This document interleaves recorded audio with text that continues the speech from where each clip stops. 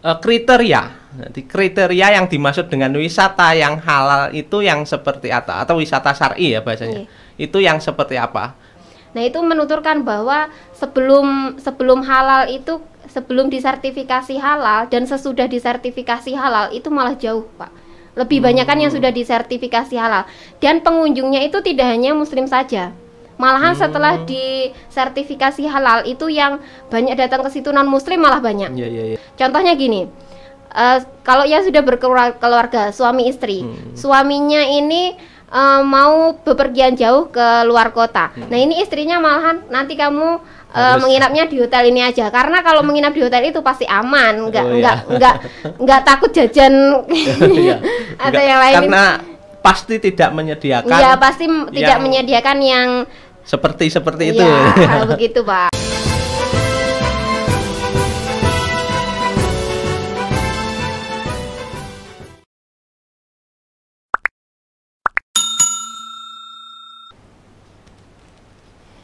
Assalamualaikum warahmatullahi wabarakatuh. Jumpa lagi dengan Mata Blitar Podcast. Pada kesempatan kali ini kita akan berbincang soal pariwisata halal. Dan pada kesempatan kali ini kita sudah kedatangan tamu. Beliau adalah seorang akademisi di bidang pariwisata halal. Langsung saja saya perkenalkan, sahabat Uswatun Nafi'ah. Ya. Uswatun Nafi'ah MM ya gelarnya. Ya, jadi beliau adalah salah satu mahasiswa lulusan S2 Universitas Mataram atau UNRAM, yang jurusannya adalah manajemen bisnis, manajemen. Terus konsentrasinya di manajemen pariwisata halal gitu ya. Jadi manajemen pariwisata halal. Iya. Jadi sahabat Uswatun ini salah satu bisa dikatakan akademisi di bidang pariwisata halal. Jadi latar belakang saya mengangkat tema ini adalah karena beberapa waktu yang lalu Menteri Pariwisata dan Ekonomi Kreatif atau Menparekraf Bapak Sandiaga Uno itu sempat melontarkan ide atau gagasannya bahwa akan mengembangkan wisata halal di Indonesia. Walaupun pada kenyataannya saya amati di media sosial itu ada yang pro, ada yang kontra. Seperti misalkan di Bali itu menyatakan menolak gagasan dari Menparekraf Pak Sandiaga Uno itu. Sebenarnya saya kira beberapa teman-teman mungkin juga banyak yang belum begitu paham sebenarnya yang dimaksud dengan wisata halal itu seperti apa. Mungkin kebanyakan orang yang saya amati juga di perdebatan di media sosial itu lebih banyak mungkin alergi dulu dengan judulnya. Ya, mungkin seperti itu. Nah, ini kebetulan ada sahabat Uswatun Nafi'ah ini yang kebetulan juga jurusan konsentrasinya adalah manajemen pariwisata halal. Jadi nanti kita bisa tanya-tanya apa sih sebenarnya yang dimaksud dengan pariwisata halal itu. Mungkin bisa dijelaskan yang pertama secara kacamata akademis, pariwisata halal itu sebenarnya seperti apa sih? Sebelumnya sedikit saya gambarkan latar belakang kenapa kok bisa muncul pariwisata halal ini, sejak kapan? Apakah baru-baru ini atau sudah lama sebenarnya? Nah, istilah pariwisata halal ini adalah sebagai salah satu branding yang mengeluarkan ini NTB khususnya Lombok. Mereka membranding daerah mereka menjadi pariwisata halal dengan dikeluarkannya Perda NTB nomor 2 tentang pariwisata halal, seperti itu, Pak. Jadi adanya ini. Kenapa kok sampai dibuat Perda pariwisata halal? Karena melihat NTB khususnya Lombok itu adalah daerah yang penduduknya mayoritas muslim dan dikenal dengan Pulau Seribu Masjid. Begitu. Ya, salah satunya itu. Selain itu, juga timbulnya semangat para pengusaha pegiat pariwisata untuk membuat usaha mereka semakin berkah. Caranya bagaimana? Dengan menawarkan produk-produk yang sesuai dengan aturan Islam, yang halal, seperti itu. Jadi latar belakang adanya pariwisata halal di Indonesia itu memang di Lombok pertama. Tapi apakah wisata halal ini di luar negeri sudah ada ya? Di luar negeri itu sudah banyak yang mengembangkan, yang membranding cuman istilahnya berbeda-beda.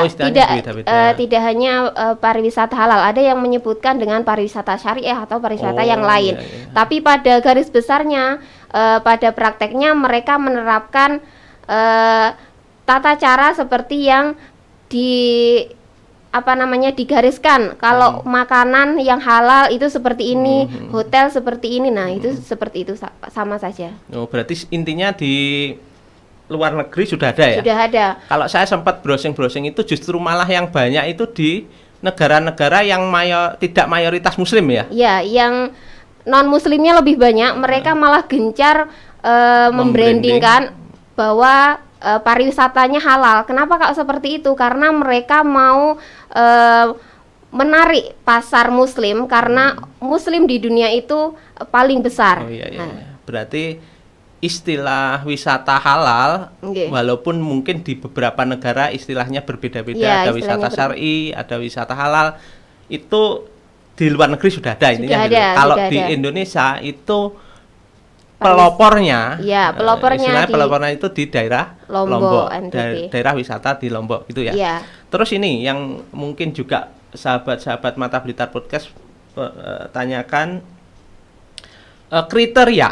Nanti kriteria yang dimaksud dengan wisata yang halal itu yang seperti apa, atau wisata syar'i ya bahasanya. Itu yang seperti apa? Karena selama ini kalau wisata kan sudah ada banyak di Indonesia, tetapi kok ada branding halal itu berarti kan pasti ada kriteria tertentu sehingga bisa dinamakan wisata halal itu. Itu kriterianya seperti apa saja? Gini Pak, pariwisata halal itu kan kegiatan berpariwisata, tapi dengan yang menggunakan produk-produk halal. Contohnya, kalau kita berwisata, itu pasti membutuhkan makanan, minuman. Nah, itu makanan, minuman kita itu sudah tersertifikasi. Maka wisatawan itu memiliki tidak ada keraguan-raguan di dalamnya. Maka selain itu ada penginapan. Kalau penginapan konvensional biasanya kan masih menyediakan bir atau di hotel-hotel tapi kalau di hotel yang halal itu tidak ada. Nah, selain itu ada fasilitas tambahnya. Kalau di hotel yang halal itu ada fasilitas mukena, ruko, penunjuk kiblat, kemudian kemudahan di toiletnya itu ada untuk berwudu seperti itu, Pak. Terus yang lain misalkan itu kan dari sisi rumah makan kuliner kuliner sama akomodasi perhotelan. Terus kalau yang di tempat wisatanya, di destinasinya.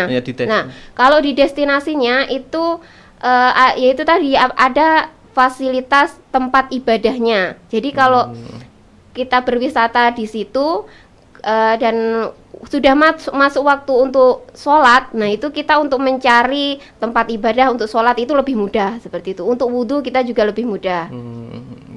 Berarti intinya yang dimaksud dengan wisata halal itu terintegrasi ya, mulai dari bahasanya akomodasi dari travelnya, terus kemudian dari sisi penginapannya atau hotelnya, terus kemudian dari warung kulinernya, dan termasuk ataupun destinasi produk-produk olahan mereka juga tersertifikasi halal begitu. Berarti intinya adalah terintegrasi ya dari awal sampai ke destinasi, sampai produk-produknya itu tidak mengandung hal-hal yang dilarang oleh agama. Intinya seperti itu ya berarti. Karena pariwisata itu tidak bisa berdiri sendiri. Mereka usaha pariwisata itu kan banyak. Ada travel, hotel, makanan, minuman. Kemudian yang lainnya itu kan banyak seperti itu. Oke, sekarang coba kita preteli ya. Iya. Kalau dari sisi travel yang dimaksud syar'i itu yang seperti apa?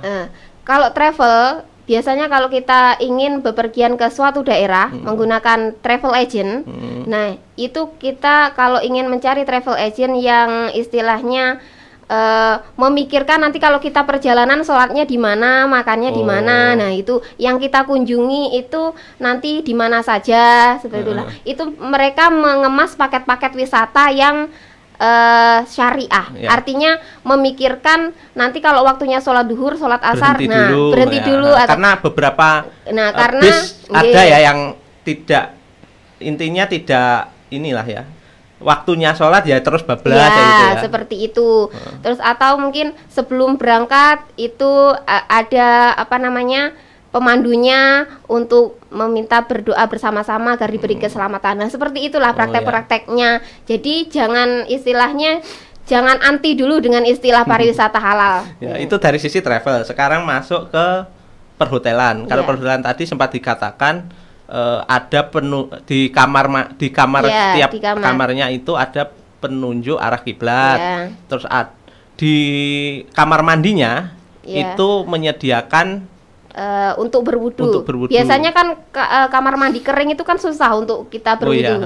Maksudnya ini ya berarti kayak krane lah ya. Lebih ke sebenarnya memperhatikan wisatawan muslim ini ketika melakukan ibadah itu seperti apa, maka disiapkan fasilitas-fasilitas pendukungnya seperti itu. Ya benar sih, kalau beberapa saya juga pernah ke hotel, di kamarnya itu memang cuma ada shower. Nah itu kita kesulitan. Kalau di rumah kan kita punya ini ya, bahasanya itu jedingan. Jedingan itu, atau kalaupun tidak, kalau di rumah kan juga ada keran untuk wudhu. Memang kesulitan kita memang jadi sadar ya, bener juga ya, di hotel itu kita mau wudhu kadang juga susah ya. Karena kamar mandi kering lah seperti itu. Nah, selain itu mungkin setiap waktu sholat ada pengingatnya. Jadi kalau kita bepergian jauh kadang kan bingung ini sudah waktunya sholat atau kiblatnya di mana kan tidak tahu. Nah, di situ disiapkan. Berarti dari sisi hotel salah satunya itu ya, terus tidak menyediakan alkohol keras, tidak ada. Itu yang bisa mendapatkan sertifikasi halal. Terus kemudian travel, rumah makan otomatis yang tidak menyediakan makanan yang tidak halal itu ya.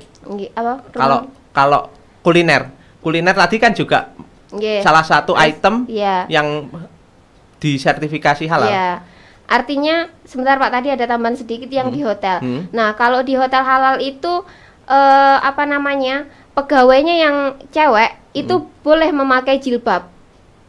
Kadang-kadang kalau di hotel yang konvensional itu kan berpakaian yang agak seksi seperti itu. Nah, berarti termasuk sampai pegawai itu juga. Pegawainya yang putri untuk putri, yang cowok untuk melayani yang tamu cowok. Oh, seperti itu. Iya, seperti itu juga. Tapi kan terkadang kalau di hotel itu kan ya kita sama istri misalkan. Itu nggak masalah ya. Nggak masalah kalau sama keluarga. Harus ada surat nikahnya ada. Nah, itu salah satu yang diterapkan di Hotel Sofyan seperti itu. Itu intinya kalau di beberapa item yang bisa mendapatkan sertifikasi halal yang di hotel itu seperti itu. Terus kemudian kalau kuliner rumah makan atau restoran itu sebenarnya sama Pak. Bagaimana dia bisa mendapatkan sertifikasi halal, yaitu dari prosesnya, memasak, bahan-bahannya, caranya itu semuanya dengan cara-cara yang benar sesuai dengan syariat. Contohnya kalau ayam itu bisa halal ketika disembelih dengan menyebut bismillah. Kalau tidak kan menjadikan haram bagaikan. Nah, seperti itu. Salah satunya itu, mulai dari proses kecilnya. Terus kemudian termasuk tidak menyediakan juga alkohol yang jelas-jelas haram ya. Jelas-jelas kayak misalkan termasuk kalau di musim kan yang dilarang itu kayak babi sama anjing, daging anjing itu. Nah, itu tidak ada, jelas nggak ada, nggak boleh. Terus kemudian di destinasi. Nah, ini yang kemudian menjadi bingung. Kalau beberapa wisata alam di Indonesia itu kan ya sebut saja kalau di Indonesia itu wisata alam yang populer itu kan pantai. Iya. Lah pantai itu kan tempat terkadang orang kan ingin mandi di sana. Iya. Lah itu kemudian yang bagaimana cara menerapkan wisata halal di pantai itu? Karena kan otomatis ya ada perempuan, ada laki-laki yang kemudian mandi bersama itu. Nah, memang yang banyak kita ketahui bahwa utamanya kalau yang pantai-pantai terkenal biasanya yang banyak bule itu pasti berjemur ya Pak ya. Ya nah kalau yang sudah kadung seperti itu ya nggak apa-apa. Cuman kalau yang belum, yang mau kita branding menjadi pariwisata destinasi halal, harusnya kita pikirkan bagaimana nanti ketika tamu datang, kalau Putri seperti apa. Kalau yang sudah menerapkan, setahu saya di Banyuwangi itu Pak ada pantai pantai yang khusus untuk putri-putri saja. Cewek-cewek saja. Oh gitu. Ya, ada ya? Ada. Banyuwangi. Tapi saya lupa namanya. Itu di Banyuwangi ada pantai seperti itu. Maksudnya itu semua pantai itu hanya bisa didatangi oleh wisatawan putri atau disekat? Wisatawan putri hanya Pak. Karena praktek langsungnya yang untuk pemisahannya seperti apa saya juga belum terlalu lihat langsung seperti itu. Karena kan menyesuaikan juga dengan daerahnya seperti apa. Itu pengaturannya itu tergantung pengelolanya sebenarnya Pak. Gitu. Cuman yang ditekankan kalau di dalam pariwisata halal itu adalah fasilitas tambahan untuk memudahkan wisatawan itu untuk melakukan ibadah gitu aja. Oh gitu, berarti intinya adalah tidak kesemuanya sesuai syariah enggak ya, tetapi ada poin-poin yang mungkin sudah mulai diterapkan seperti misalkan tempat ibadah, terus kemudian kuliner yang ada di destinasinya itu harus bebas dari yang haram. Diharamkan, seperti itu. Terus kalau setahu jenengan di luar negeri itu yang sudah menerapkan mana saja? Untuk apa Pak? Yang branding ini banyak negara yang istilahnya membrandingkan diri, menjual produk yang halal itu banyak. Malaysia, Thailand itu banyak juga ya. Di Malaysia, di Thailand itu sudah ada travel, sudah ada wisata yang kemudian membranding diri. Berarti ini ya, saya Arab Saudi juga. Saya menjadi ini sih menyimpulkan bahwa kuncinya nanti berarti di agent travelnya ya, bisa jadi ya. Dan pengelolanya Pak. Dan pengelolanya. Oh iya, artinya di suatu wilayah yang memiliki destinasi wisata itu yang jelas kan ada beberapa warung makan. Ya misalkan nanti yang sudah tersertifikasi, ada yang tidak tersertifikasi. Terus kemudian ada hotel yang sudah tersertifikasi dan belum tersertifikasi. Berarti nanti si agent ini ketika mau mengadakan tour pariwisata misalkan, berarti nanti kan mengarahkan si wisatawan muslim ini untuk datang ke warungnya warung ini, hotelnya nanti hotel ini, gitu ya. Nah, itu benar Pak, travel agent menjadi kunci juga. Tapi yang perlu sebenarnya perlu di sosialisasi. Ya, itu di Tourist Information Center, pusat informasi untuk wisatawan itu sudah adakah di masing-masing destinasi memetakan nanti kalau ingin makanan yang halal di mana saja, kalau ingin beribadah di mana saja, apakah sudah ada di Indonesia ini? Kan masih sangat sedikit sekali. Kalau itu biasanya ataupun aplikasi yang menjelaskan nanti kalau mau makanan halal di sini, kalau mau penginapan yang halal di sini kan masih sangat sedikit Pak di situ. Itu biasanya di ini ya, informasi-informasi itu di bandara, di mana saja biasanya? Bisa di destinasinya, bisa di bandaranya, atau di pelabuhan juga bisa, Pak. Artinya mereka mau melakukan perjalanan kemana saja itu kan sudah ada gambaran. Wah, nanti kalau saya jam segini di sini, nanti selanjutnya saya sholat duhurnya di sini, makannya di sini, seperti itu. Ya berarti karena gini ya, saya juga kalau saya tadi menyimpulkan bahwa kenapa Indonesia ini termasuk terakhir ya yang membranding wisata halal ini ya, karena di luar negeri ternyata kan sudah banyak. Tapi Indonesia kenapa tidak mungkin?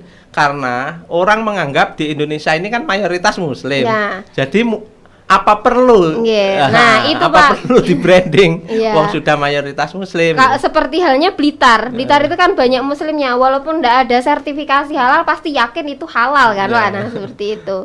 Terus tujuan sertifikasi itu berarti lebih sebenarnya untuk meyakinkan konsumen bahwa produknya ini loh benar-benar halal.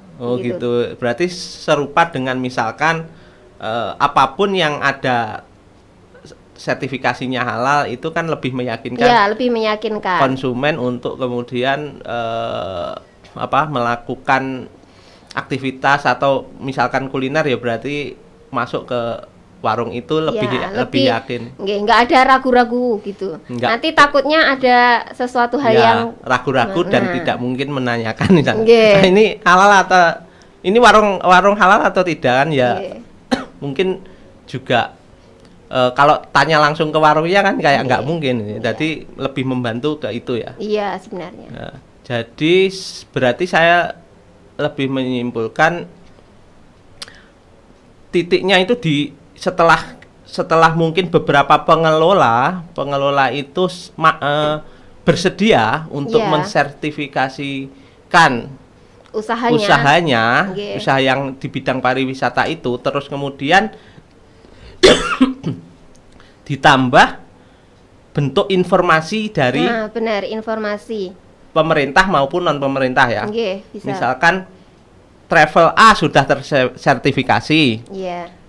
Hotel mana saja yang sudah tersertifikasi ABC. Warung restoran mana saja yang sudah tersertifikasi, lebih ke itu ya. Jadi wisatawan, khususnya wisatawan yang Muslim itu menjadi mempunyai pilihan. Intinya berarti gitu ya, mempunyai pilihan. Ya berarti kalau gitu saya tak ke travel ini, saya tak ke hotel ini, saya tak ke restoran atau rumah makan ini, misalkan lebih ke itu ya. Sebenarnya seperti itu untuk meyakinkan konsumen, memberikan gambaran kepada konsumen utamanya yang Muslim kalau ingin berwisata tapi memperhatikan syariah itu, memperhatikan aturan ya seperti itu. Nanti kalau mau pergi kemana, nanti cari makannya di mana, menginapnya di mana, seperti itu. Jadi sudah ada gambaran kalau ada informasi yang terintegrasi. Terus kita coba masuk ke daerah kita ya, daerah Blitar. Kalau di Blitar ini jelas ya belum ada ya yang tersertifikasi. Setahu jenengan? Setahu saya belum.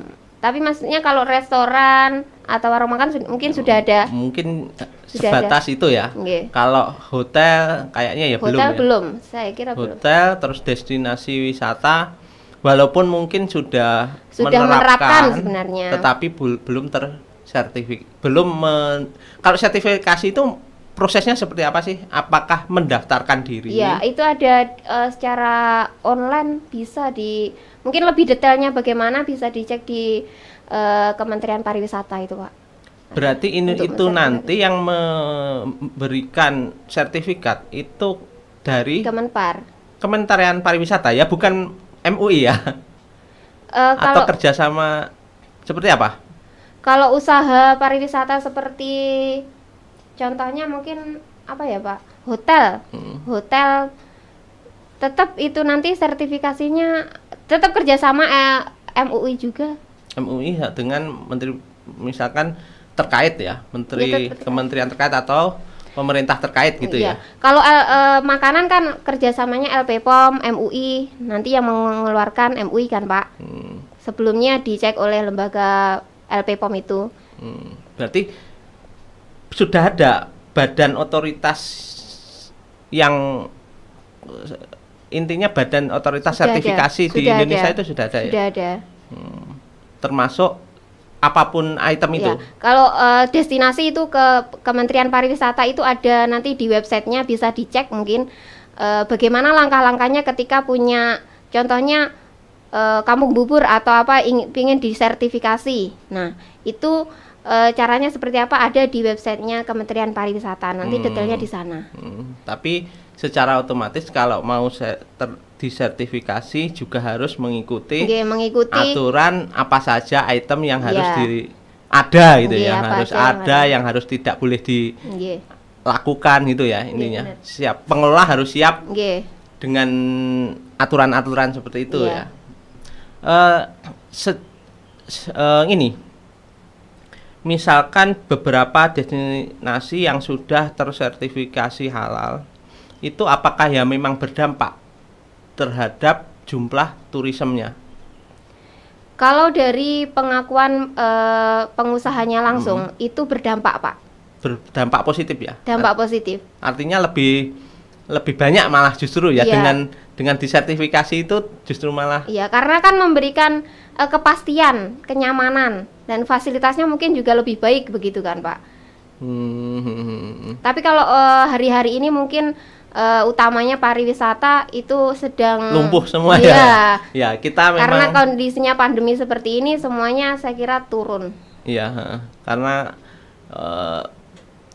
ya karena pandemi corona ini semua pariwisata memang lagi down ya hari ini. Tapi untuk salah satunya mungkin tawarannya saya beberapa baca di berita, di portal berita statementnya Menparekraf itu justru malah dengan mensertifikasi ini kita menjadi mempunyai daya tarik gitu ya, daya tarik untuk membangkitkan pariwisata yang sedang lesu ini. Kalau saya beberapa lihat di statementnya di berita online di ini Menparekraf itu. Karena kan kalau tidak seperti itu mungkin wisatawan akan ada ketakutan mungkin karena pandemi ini bersih beneran atau enggak atau seperti apa. Jadi kan pengelola harus benar-benar menjaga dan meyakinkan konsumen bahwa destinasinya itu aman dari virus. Ya benar. Oke, jadi mungkin kalau di Blitar ini mungkin atau tidak? Sangat mungkin. Sangat mungkin ya? Sangat mungkin karena Blitar potensinya saya lihat banyak sekali, dan saya lihat pengusaha pariwisata di Blitar itu banyak yang muslim. Pasti mereka ingin usahanya lebih berkah, lebih maju seperti itu. Berarti intinya kalau saya menggarisbawahi apa yang disampaikan dari tadi kan menyatakan bahwa titik kuncinya itu juga tidak hanya lebih ke berkah juga. Iya, lebih ke berkah juga karena usaha kalau ada istilahnya tetap ada produk yang haramnya kan agak gimana gitu ya Pak. Jadi kalau kacamata bisnis murni itu kan tujuan akhirnya ya sebanyak-banyaknya menarik konsumen kan seperti itu. Tetapi kalau di bisnis yang halal ini lebih juga selain juga mungkin lebih menarik konsumen karena konsumen akan lebih yakin dengan destinasi ini atau produk ini atau hotel ini atau rumah makan ini halal, itu juga mencari keberkahan juga cari keberkahan. Dan kalau usaha pariwisata yang mensertifikasi halal itu juga harus istilahnya ada zakatnya, nanti di akhir itu harus memikirkan mereka dari usahanya itu nanti berapa persen untuk zakat itu mereka itu juga masuk item ini juga ya, masuk item kalau mau mendaftarkan sertifikasi itu ya, salah satunya menjadi poin juga ya itu. Belum secara rincinya saya belum baca Pak yang itu. Artinya gini, usaha yang disertifikasi halal contohnya destinasi, nah itu nanti pemiliknya itu juga harus memikirkan kalau memang pengen berkah usahanya, juga harus memikirkan untuk zakatnya seperti apa. Nah, dari Pak usaha itu. Oke. Oke, terima kasih. Sudah banyak sekali yang kita dapatkan. Jadi intinya mungkin sahabat-sahabat juga perlu tahu bahwa yang dimaksud dengan pariwisata halal itu terintegrasi ya. Jadi mulai dari travel, agent travelnya, terus kemudian warung makan, terus kemudian hotel atau penginapan, termasuk yang terakhir destinasi wisatanya. Itemnya sebanyak itu gitu ya. Tidak hanya kita fokus pada destinasi wisatanya saja. Ternyata kan itu ya intinya. Dan itu menurut beberapa yang sudah menerapkan itu tadi, ternyata justru malah membuat menarik wisatawan yang ingin berpariwisata gitu ya. Yang datang ke situ malah lebih banyak. Karena merasa yakin gitu ya. Ya kita mungkin analoginya ada dua barang, yang satu ada tulisan halalnya, yang satu tidak ada tulisan halalnya. Ketika mungkin harganya sama, ya kita mungkin akan memilih yang sudah tersertifikasi ya, intinya itu ya. Ada pernah saya mengikuti seminar dan ketemu pengusahanya langsung, pemilik Hotel Sofyan di Jakarta itu, Pak Sofyan.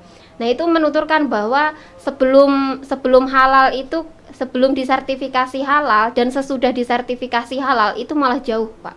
Lebih banyak kan yang sudah disertifikasi halal, dan pengunjungnya itu tidak hanya muslim saja. Malahan setelah disertifikasi halal itu yang banyak datang ke situ non muslim malah banyak. Iya. Berarti unik juga ya. Iya. Jadi walaupun disertifikasi halal itu kemudian kan wisatawannya tidak hanya orang muslim gitu ya. Yang non muslim malah banyak juga yang menginap di situ. Iya. Karena ini ya, kayak misalkan kita ambil contoh kayak di dalam aturan agama Islam tentang menyembelih tadi ya, menyembelih hewan. Itu kan aturan itu diterapkan tidak semata-mata hanya secara syar'i biar halal kan enggak, tetapi ada kesehatan nilainya ya. Kenapa harus disembelih di leher misalkan? Itu karena darahnya biar bisa keluar, penyakit-penyakitnya ya. Mungkin orang juga halal itu ya mesti sehat. Nah, begitu, Pak. Halalan thayyibah. Jadi menurut beberapa pelaku usaha yang sudah mensertifikasi halal itu justru lebih banyak pengunjungnya. Dan pengunjungnya tidak hanya muslim, tapi non muslim malah banyak juga yang menginap di situ. Karena contohnya gini, kalau yang sudah berkeluarga, suami istri, suaminya ini mau bepergian jauh ke luar kota. Nah, ini istrinya malahan nanti kamu menginapnya di hotel ini aja, karena kalau menginap di hotel itu pasti aman, enggak takut jajan atau yang lain. Karena pasti tidak menyediakan. Iya, pasti tidak menyediakan yang seperti itu. Begitu, Pak. Minuman keras, terus misalkan hal-hal semacam itu. Oh iya ya, masuk akal juga ya. Oke. Jadi seperti itu sahabat, perbincangan kita pada kali ini. Mungkin lain waktu kita bisa diskusi lagi, sahabat Uswatun. Jadi wisata halal ini tadi kita harus melihatnya dari lebih luas ya. Jangan hanya kita mengambil kesimpulan dari namanya saja, wisata halal. Apakah ada wisata yang tidak halal kan? Tetapi lebih jauh itu hanya sebuah nama branding, yang intinya adalah menerapkan aturan-aturan sesuai dengan agama Islam, sesuai dengan syariat agama Islam. Dan insya Allah kalau menerapkan sesuai syariat Islam itu juga kemudian lebih sehat ya, lebih sehat dan lebih berkah. Terakhir lebih berkahnya itu ya. Oke. Mungkin itu saja perbincangan kita pada kali ini. Ikuti perbincangan di Mata Blitar Podcast yang selanjutnya. Dari saya akhiri. Assalamualaikum warahmatullahi wabarakatuh. Waalaikumsalam warahmatullahi wabarakatuh.